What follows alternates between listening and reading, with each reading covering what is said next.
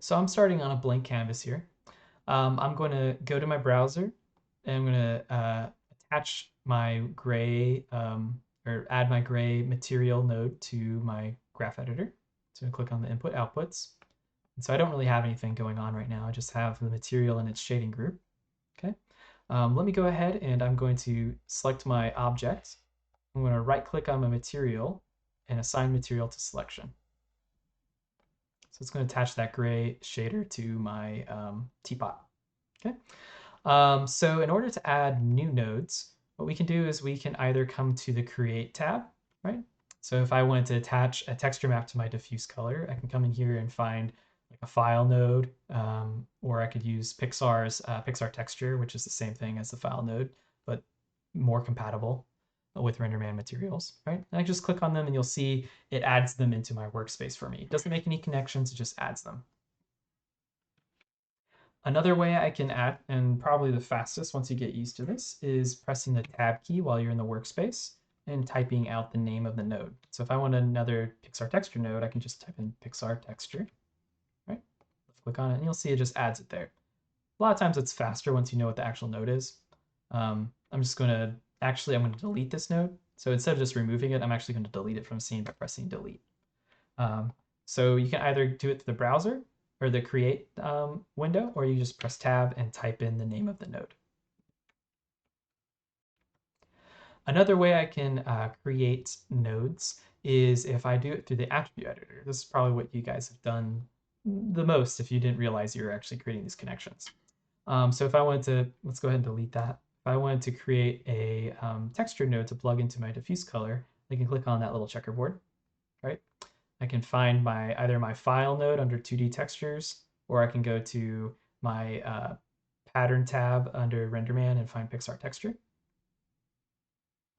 You'll see that goes ahead and adds that node into my scene and automatically creates that connection for me.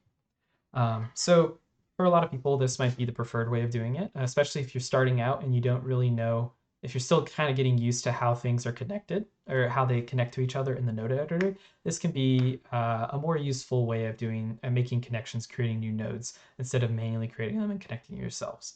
At some point, you will want to actually manually connect them and change them around. But this is a good beginner way to do this and a lot faster most of the time. So in order to attach my nodes manually, so let me go ahead and I'm just going to attach a texture image just so we don't have to look at a silly pink color the entire time. So to manually connect your nodes together, we can view the inputs and outputs. So I'm going to select this texture node right here. I'm going to press 3 or click on the hamburger menu to show them up, or I can press 4 to show the defaults. No, let's press 3. So I'm seeing all my inputs and outputs. And I can click and drag from one output into an input. And like I said before, when you hover over an input, taking an output over an input, it will gray out all of the different data inputs that you can't plug into, which is really helpful for guiding you what kind of data you want to plug into. So you can either create and attach through clicking the checkerboard icon in the attribute editor, or we can add it manually, and then we can click and drag from the output into the input. Okay. And so I can see them through the workspace and try to view all of my inputs and outputs. Another thing I can do is, let's say I wanted to access the glow color, right? So that's essentially, let's go ahead and turn the gain up. And so I have the glow color, and that's affecting how my object is glowing. You can see here, it's not actually showing up in my view, right? What I could do is I can press the all inputs and outputs view. The problem is sometimes that's really annoying because you can see how many inputs and outputs there is on this object. You can figure out where it is. It's pretty easy, but it gets a little cumbersome. Something you can do to make this a little bit easier. There's two different paths you can take. Let's go back to 2. Actually, let's press 4 to show the preferred view. One of the easiest ways to do this is you select the object, you go to attribute editor or property editor, and you scroll down and find the attribute you want to connect to. And then you take the node that you want to connect to it, make sure this is selected, and you middle mouse click and drag. And you'll see when I middle mouse click, it picks up this little plus sign on my arrow. And you can middle mouse click and drag it onto that attribute. So I want to attach this texture image to my glow color. Okay, and once I do that, you'll see, let's go ahead and I can press the 2 view, the second view, or press 2 on my keyboard to see all the connected inputs and outputs. And you can see now I took the color of this node and I'm plugging it into the glow color attribute of my texture. Okay. To disconnect, it's as easy as clicking and dragging next to the input or output. Depending on which, if you're clicking and dragging next to the input or the next to the output, will change how you're disconnecting. So if I click and drag next to the input, it's going to keep the output still connected, and I can actually plug that output to something else if I wanted to. If I did it from the other side, let's go ahead and let go of that. All right, I'm going to disconnect from the other side, and I can plug it to a different type of node. All right. If I just want to disconnect them, I can just click and drag off and let go, and it's just going to disconnect them from each other. Okay, let's go ahead and set that glow color back to 0. The one last way you can do, sometimes you might not see the attribute you need, or the input or the output, either in the attribute editor or if you press 3. Sometimes there's things that are hidden, or you just still are having a hard time finding it. What you can do is you can click and drag your output or your input to one of these 2 circles at the top. The left-hand one is going to be all inputs, and the right-hand one is going to be all outputs. So it's going to list every possible input and output for that node. So if I click and drag this output from my texture node onto the all inputs of my material node, it's going to bring up this menu here that's going to show them as a list instead, which can be more helpful if you know exactly what the name is. And if you click on other, you can actually see all the different inputs, some of them not even listed in that list or the attribute editor or in the graph editor. So sometimes you need to do something like this to hook up very particular attributes or very specific technical attributes that aren't normally visible. All the ones that are visible are usually the ones that are more artist friendly, the ones you're going to be accessing most of the time. But there's some a little bit more technical ones that you might have to dig for by clicking and dragging through here. You can also click and start that input or outputs by just clicking and dragging here, right? So I can grab that. Let's say I'm going to grab the refraction color and I'm going to attach it to that result RGB. And I could do the same thing over here. I can take the outputs and I can find, I don't know, anything, unit length, and I can plug it into a different node. If I hover over a data pipe, so this connection between an input and output, I can see information about what is those inputs and outputs are, especially if you have everything collapsed. So if I press 1 on everything and I want to keep it compact, but I'm trying to figure out how is the Pixar texture attached to my material, I can see, oh, okay, my RGB or color value is being plugged into the diffuse color. Great, that's very handy. So I loaded my wood material back onto my teapot, and I've added them back to my workspace. So let me go ahead and I'll go ahead and clear this out first. And I'll just grab my wood material. Let's say I want to start messing around or checking on how I've set up this shader, right? So I'm going to click on this input output, and we're going to go into the specifics of building and working with textures on your materials in RenderMan at another tutorial. But I just want to show this to kind of help with summarizing the navigation aspects of this. So I have a material here, right? And I'm seeing all of the things that are being connected into it and what it's being connected out to. I don't really care about all these other inputs at the moment. So I'm going to switch this over to the 2 view, which is only going to show the connected inputs and outputs. Okay.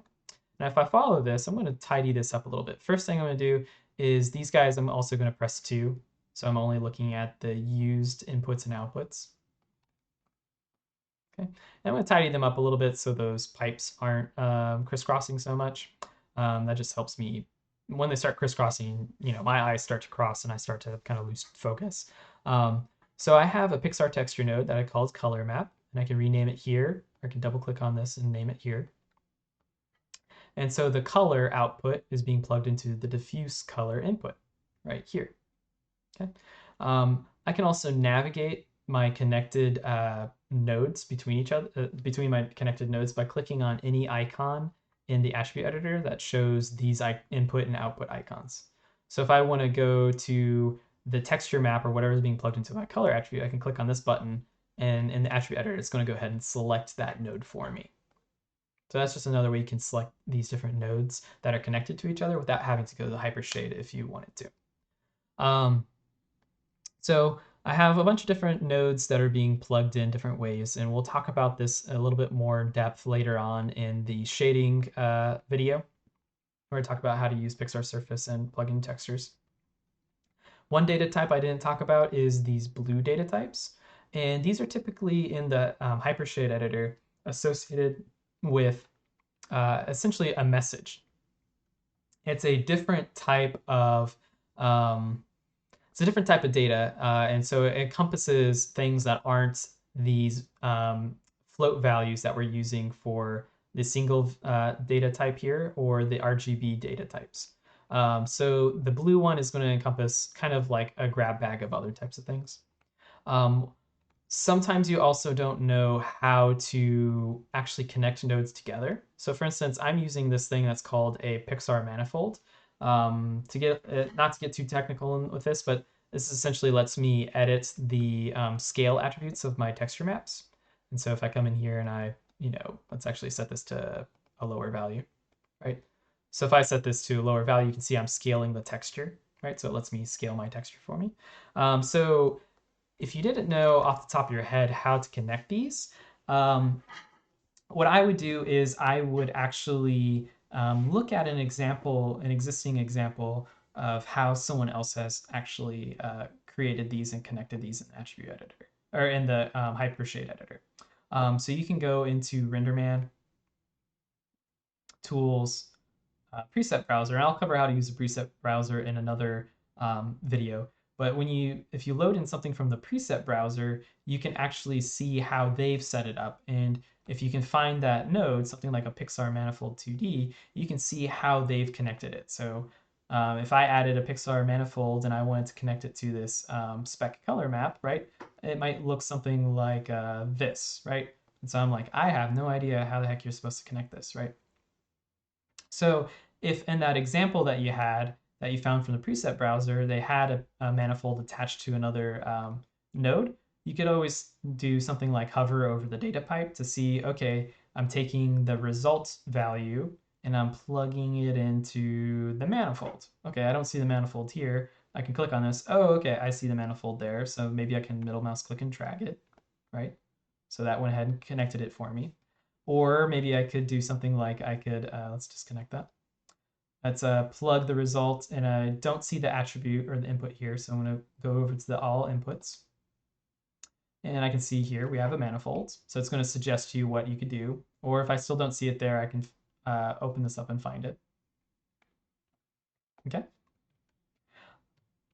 So I recommend taking a look at how other people have set up materials and shaders to kind of get an idea of how you can use new nodes that you weren't familiar with, or also figure out how nodes are supposed to be connected together. So let's go ahead and I'll go and bring up one of those examples. So we'll go to Tools, Preset Browser, and I'm just going to come over and let's do perforated metal.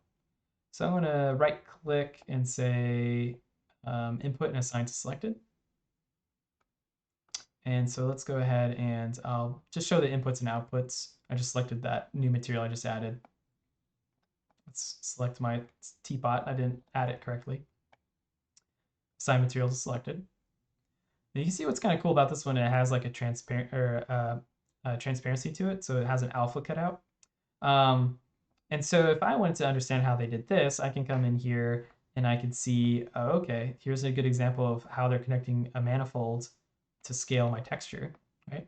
And I can also see, let's press 2 to open this up. They're taking this results in attribute and they're plugging into the bump normal. This is what this means is the normal attribute or the normal value, but we'll cover that later. Okay. And we're also taking a single color channel, right? And we're plugging it into the presence attribute. And again, we'll cover that later, but presence is essentially the visibility of your polygons controlled by textures.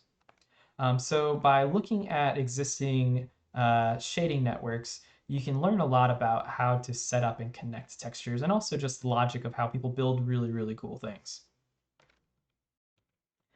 The last thing I want to talk about is a fairly new feature that I think is really helpful. I'll probably bring it up again in the shading and connecting your textures video, but it's this solo button. So you probably have noticed this so far. But what it does is it actually solos if you have an interactive renderer going on. So right now I'm using IPR, right, which is an interactive renderer, or if you're using a viewport renderer, that's also interactive. Um, so something that that updates as soon as you change an attribute inside the 3D scene. Let's also close this preset browser and bring up the attribute editor. Okay. So when I click on the solo button, what it'll do is it'll actually isolate and only show that attribute. It'll hide all other lights, all other shading components, and show just that channel. So if I click on my spec color map, that's what my specular color map looks like. Let's take a look at my normal diffuse color map. Right? So it gets rid of all the other material properties, all the other shading and lighting properties, and really lets me focus in on what I'm looking at. This is really useful, and I'll bring it up again later in another video to kind of understanding what you're doing here, right? You'll be adding nodes, you'll be tweaking them, but the things you're tweaking aren't always visually noticeable, or they're kind of hard to see in, like for instance, my specular roughness, right? So I have this going into spec roughness, right? When I make changes to the spec roughness, let's go ahead and disconnect that. So I have this remap node and I have a texture image coming to specular roughness.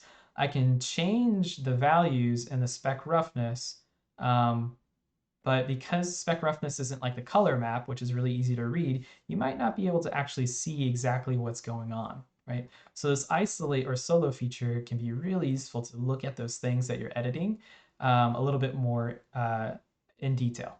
So I click on the solo on my spec roughness map, right? I have these white uh, uh, pixel color image, these color pixels that represent my specular roughness for like a wipey, grungy kind of texture, right? And I'm using this remap node, I'm going to solo that, to increase the contrast of them so I can make the effect a little bit more pronounced, right? And so when I use this remap node, and we'll get into this in another video, it can be a little complicated just by looking at the numbers. So it's easier to actually just update and use by dragging the sliders and looking at it over here. And so being able to isolate that really, really makes it easy for me to kind of see what I'm actually doing in that node. And then I just click that little isolate solo button again, and I go back out and I can see the effect it has combined with everything else. So that's the last thing I really wanted to talk about with the Hypershade editor. The Hypershade editor is something that should not be avoided. It can be, if you've never used node editors, you might be a little daunted, but I recommend you guys just diving into it, maybe working from something from the preset browser or an existing node network and just disconnecting and connecting things just to kind of get used to it.